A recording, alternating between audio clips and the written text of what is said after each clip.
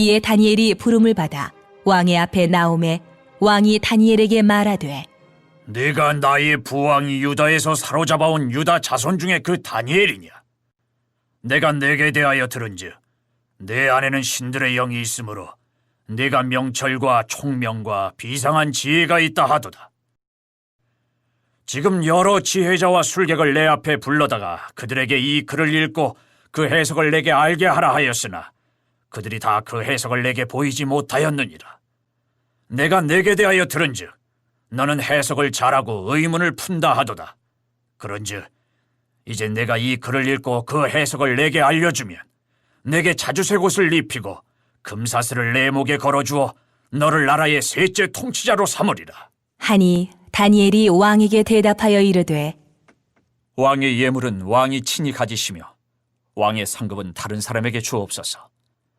그럴지라도 내가 왕을 위하여 이 글을 읽으며 그 해석을 아뢰리이다.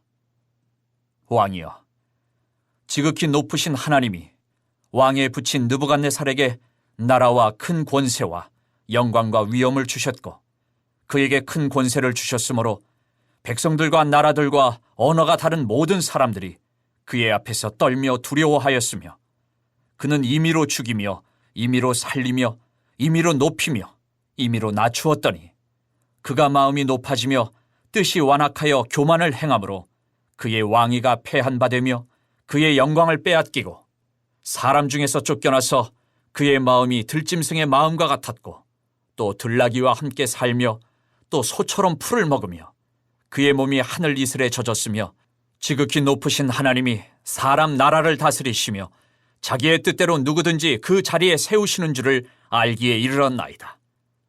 벨사살이여, 왕은 그의 아들이 되어서 이것을 다 알고도 아직도 마음을 낮추지 아니하고 도리어 자신을 하늘의 주제보다 높이며 그의 성전 그릇을 왕 앞으로 가져다가 왕과 귀족들과 왕후들과 후궁들이 다 그것으로 술을 마시고 왕이 또 보지도 듣지도 알지도 못하는 금, 은, 구리, 쇠와 나무, 돌로 만든 신상들을 찬양하고 도리어 왕의 호흡을 주장하시고 왕의 모든 길을 작정하신 하나님께는 영광을 돌리지 아니한지라.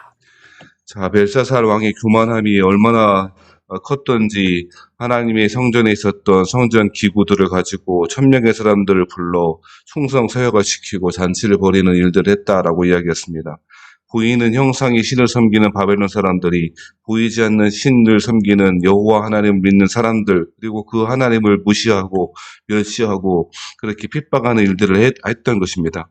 하나님은 벽에 손가락이 나타나서 글들을 통해서 그 벨사살 왕의 교만함을 심판하시는 내용이 오늘 이야기고요. 특별히 다니엘이 그 글씨를 해석하는 이야기가 되어 있습니다. 글씨 자체에 대한 해석은 지금 읽었던 본문 24절부터 30절까지 나와 있고, 그 전에 다니엘은 먼저 이 글의 의미를 먼저 이야기하고 있습니다. 단순히 글자를 해석해 주는 것이 중요한 것이 아니고 그 글자가 무슨 뜻인지 그것을 통하여 단순히 해석하는 것을 넘어서 하나님의 말씀을 예언하는 데까지 가고 있습니다. 다니엘은 그런 사람이었습니다. 다니엘에게 중요한 것은 그 왕이 주는 세 번째 자리, 그 세 번째 자리는 느부갓네살 왕, 그리고 나보니두스, 그리고 벨사살 왕 이어지는데, 느부갓네살 왕은 죽었을 것이고 그 아버지 벨사살의 아버지 나보니두스, 그리고 벨사살, 그리고 그 다음 자리를 주겠다라고 하는 그것에 마음이 동하거나 하지 않았다라고 하는 것을 볼 수 있습니다. 다니엘은 단순히 해석자의 위치에서 있는 것이 아니고 넘어서 하나님의 말씀을 전하는 자였고 그것이 가장 중요한 가치였습니다. 세 번째 자리를 주는 것, 그것은 그에게 큰 의미가 없었습니다. 실제로 다니엘 처음부터 시작했던 이야기 기억하시지 않습니까? 어떤 이야기입니까? 다니엘과 세 친구들은 왕이 주는 음식과 포도주를 먹지 않겠다 선언했지 않습니까? 그 이야기는 어떻게 해석했죠? 왕의 힘, 왕의 권세, 왕의 권력, 그것을 이용하여 득세하거나 거기에 성공하고자 하는 그 부를 이용하여 살지 않겠다라고 선언이었고, 실제로 하나님은 그들을 높여주셨고 다른 어떤 사람들보다도 그 친구들이 더 윤택하고 복되게 하셨지 않습니까? 그런 태도를 보면 오늘 본문에 왕이 그렇게 해석만 해주면 나라의 셋째 통치자로 삼아주고 자주색 옷을 입히고 자주색 옷은 주로 왕들이 입는 옷이거든요. 색깔이거든요. 그렇게 왕처럼 그렇게 대우해 주겠다고 해도 그것은 뭐라고 이야기합니까? 17절 말씀에 보면 왕의 상급은 다른 사람에게 주옵소서. 다른 사람이나 주라고. 자신은 그런 거 필요 없다고 이야기합니다. 사람이 주는 상급, 사람이 주는 칭찬, 사람이 주는 부귀 영화 그런 거 별로 관심 없었던 사람이 다니엘이었고요. 오직 해석을 넘어 하나님의 말씀을 예언하는 데까지 갔다는 것입니다. 오늘날 성경을 잘 풀어주는 해석자들은 많이 있겠습니다만 그 말씀을 올곧게 전하고 그 말씀을 통하여 하나님의 뜻이 어떠한지를 바르게 전하는 사람들은 적은 것 같습니다.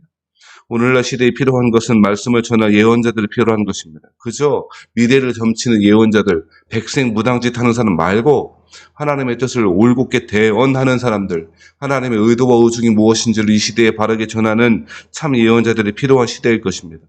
하나님은 모세와 같은 선지자, 너희들도 다 나와 같은 선지자가 되길 바란다고 출애굽기에 말하지 않습니다. 신명기에 말하지 않습니다. 하나님의 백성들은 말씀을 바르게 전하는 것에 가치를 두고 살아가야 할 것입니다. 말씀을 바르게 전하고 그 말씀을 세상 가운데 볼곧게 선포하는 것, 그것이 신자의 바른 태도일 거라 생각합니다. 그렇게 하려면, 그렇게 하기 위해서는 이 벨사살이 주는 상급은 무관심한 것처럼 여겨야 합니다. 그것은 가치 없는 것으로 여겨야 합니다. 벨사살이 주는 그것이 가치 있고 좋은 것이라 여기는 순간 하나님의 말씀 상대화되기 시작하는 것입니다. 다니엘은 전혀 그렇지 않음을 보여주고 있습니다. 18절부터 22절까지 말씀에 보면 다니엘이 정말 큰 야단을 치고 있는 것처럼 보여집니다. 어린아이 다루듯이. 다니엘은 왕이 얼마나 큰 권세를 가지고 있는데 1000명을 불러서 술잔치를 하든 무슨 큰 권력을 가지고 있든 별 상관없이 하나님 말씀을 전합니다. 18절에 뭐라고 이야기합니까? 이 꿈의 내용을 예언적 자적으로 선포하고 있는 것이죠. 왕이여 지극히 높으신 하나님이 왕이 붙인 느부갓네살에게 나라와 큰 권세와 영광과 위엄을 주셨고 그에게 큰 권세를 주셨으므로 백성들과 나라들과 언어가 다른 모든 사람들이 그의 앞에서 떨며 두려워하였다라고 이야기합니다. 왕이여 지극히 높으신 하나님께서 왕의 부친에게도 큰 나라, 권세와 영광과 위엄을 주셨다. 그런데 임의로 높이며 임의로 사람들을 죽이며 임의로 살리며 임의로 낮추었다. 즉 그 하나님 주신 권세를 자기 마음대로 사용하여 교만하여 졌다라고 말합니다. 20절 말씀에 보면 그가 마음이 높아지며 뜻이 완악하여 교만을 행함으로 그의 왕위가 패한 바 되며 그의 영광을 빼앗겼다라고 얘기합니다. 그 할아버지 느부갓네살 왕 시대의 이야기를 계속하고 있는 것이죠. 그리고 21절에 그가 사람 중에서 쫓겨났다. 들짐승의 마음과 같았다. 그런 이야기, 선대 왕의 이야기를 하고 있습니다. 왜 당신은 그런 일들을 실질적으로 알고 있고 경험했음에도 불구하고 여전히 그 교만한 가운데 하나님이 주신 권력을 함부로 휘두르고 있는가라고 그렇게 이야기하고 있는 것이죠. 22절 말씀에 보면 벨사살이여 왕은 그의 아들이 되어서 이것을 다 알고도 아직도 마음을 낮추지 아니하였다라고 말합니다. 대단한 용기 아닙니까? 대단한 그 믿음의 담대함 아닙니까? 왕 앞에서 정말 따박따박 이야기합니다. 교만해서 당신 그렇다고 그렇게 이야기하고 있다는 것입니다. 이렇게 말하는 목사가 있다면 그 교회 교인들은 어떤 마음이 들까요? 다른 교회 알아봐야 되겠다 싶지 그렇게 하지 않겠습니까? 자기 귀에 살살살살 귀를 간지럽혀주는 말씀은 좋아하지만 자신의 죄를 지적하거나 교만을 지적하는 말씀은 당장 분위기가 어색해지고 그의 얼굴이 낯빛이 어두워지는 것을 종종 목격하게 되어집니다. 좋은 의사가 친절한다고 사람의 생명을 살리진 않습니다. 친절하고 좋은 말만 해주는 의사가 좋은 의사입니까? 아니요. 때로는 툭툭거리고 태도가 때때로는 마음에 들지 않는다 할지라도 사람을 살리는 게 좋은 의사인 것처럼 하나님의 말씀을 들으면 그것이 나의 폐허를 찌르고 약점을 찌르고 나의 수치스러운 모습을 드러난다 할지라도 그것이 생명에 살리는 말씀이라면 아멘으로 받아 그 말씀 받아들이고 따라가야 하는 것이 사람의 신자의 몫임에도 불구하고 벨사살은 전혀 그렇게 하지 않았고 교만함에 대해서 지적할 때에 하나님은 다니엘을 통해서 아직도 다 알고도 이러한 사실 부친 때 일들 다 알고도 아직도 마음을 낮추지 않았다라고 말합니다. 헛된 기대일까요? 말씀을 들으면 그 말씀대로 성도들이 살 것이다. 신자들이 살 것이다. 내가 그렇게 말씀대로 살 것이다. 라고 하는 것은 헛된 기대일까요?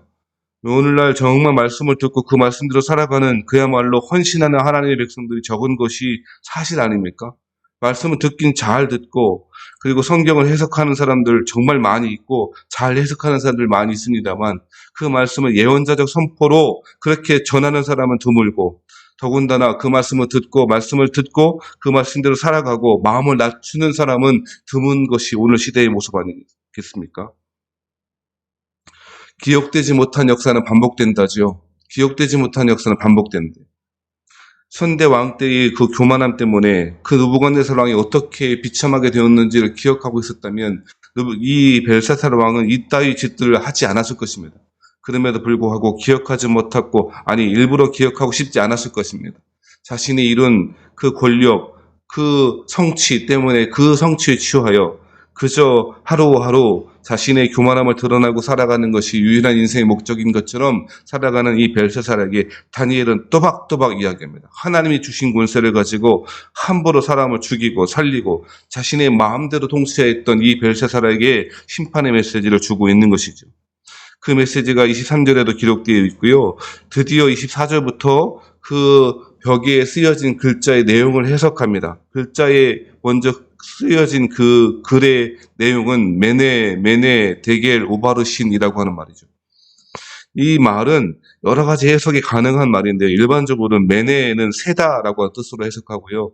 데겔, 이것은 무게, 이것도 마찬가지로 무게를 재다 그런 뜻으로 많이 해석하고 우바르신이라고 하는 말은 나누다라고 그렇게 해석하기도 합니다. 실제로 성경에서는 메네 26절에 보면 그 글을 해석하건대 메네는 하나님이 왕의 나라의 시대를 세워서 그것을 끝나게 하셨다 함이요.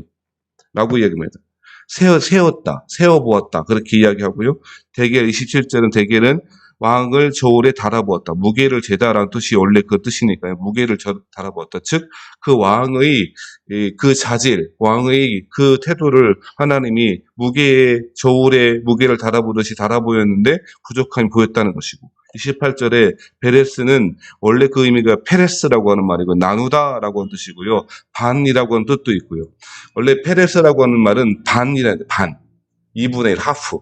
그러니까 나누어졌다, 나눌 것이다 라고 하는 예언을 해석하고 있는 것이죠. 그래서 이 바벨론 나라가 갈대아 나라가 어떻게 나눠진답니까? 28절에 보면 메대와 바사, 사람에게 준바, 나누게 될 것이다 라고 그렇게 이야기하고 있다는 것이죠.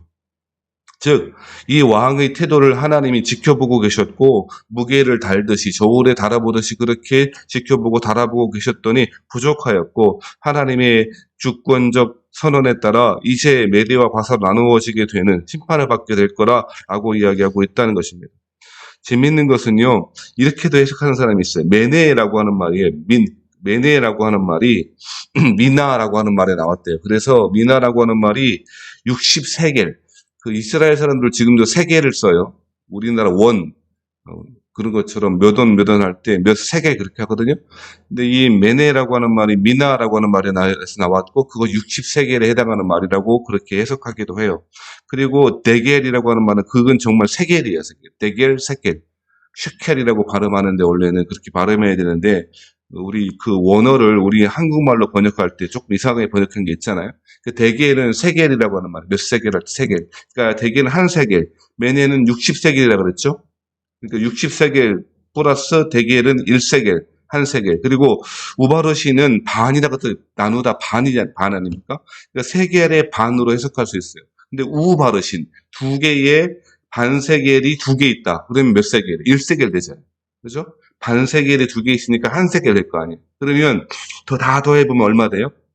메네가 60세겔이라고 그랬고 데겔은 1세겔이죠. 그리고 우바르신 그 한 세겔을 반을 나누었는데 두 개니까 1이 되죠. 그러니까 61, 1 이렇게 돼요. 그러면 62죠.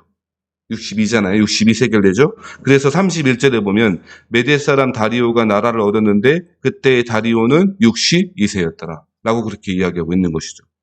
이것도 어느 정도 해석이 가능하고 원어의 근거를 두고 있어요. 분명한 건 무슨 뜻입니까? 하나님이 그 사람을 지켜보고 계셨다는 거예요.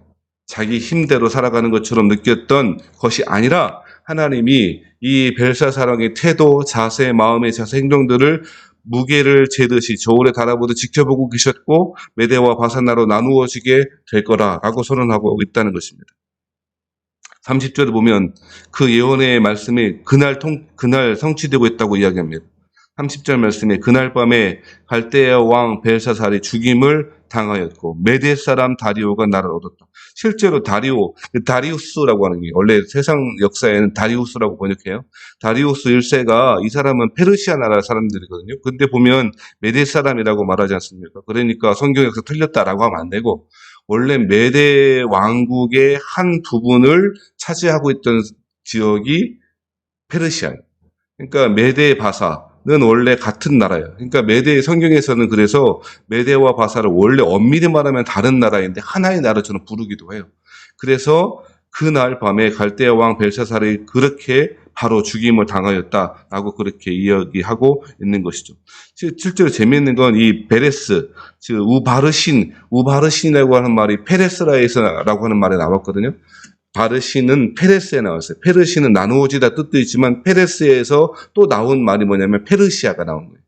그러니까 지금 성경의 역사를 메네 데겔 우바르신이라고 하는 말을 통해서 이후의 역사가 어떻게 될지 그리고 이 벨사살이 어떻게 될지에 대한 정확한 예언을 하고 있는 것이죠. 그러니까 쉽게 말하면 당신 죽는다 이 얘기를 한 거예요. 나라 뺏긴다 이 얘기를 한 거예요. 지금 누구 앞에서? 왕의 면전 앞에서. 그리고 그날 밤에 그 갈대아 왕 바벨론 왕 벨사살은 죽임을 당했다라고 하는 것이 성경의 기록입니다.